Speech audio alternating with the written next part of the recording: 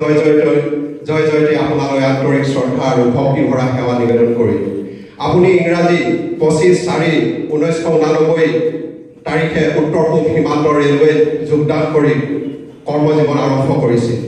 নিজৰ কৰ্মজীৱনৰ ব্যস্ততাৰ সমান্তৰালকৈ উত্তৰ পূব সীমান্ত ৰেলৱে এমপ্লয়িজ ইউনিয়নৰ অগ্ৰগতি অৰিহণা যোগাই আহিছে। লগতে ক্ৰীড়া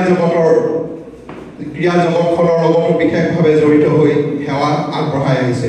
শেহতীয়াভাৱে NFL এমপ্লয়িজ ইউনিয়ন তিনিচুকীয়া মণ্ডলৰ মাণ্ডলিক সভাপতিৰ দৰে গুৰু দায়িত্ব লৈ এক অনন্য প্ৰচেষ্টাৰে ইউনিয়নৰ সৰ্বতোপ্ৰকাৰ উন্নতি সাধন কৰি আমাক অনুপ্ৰেৰণা যোগাই আহিছে।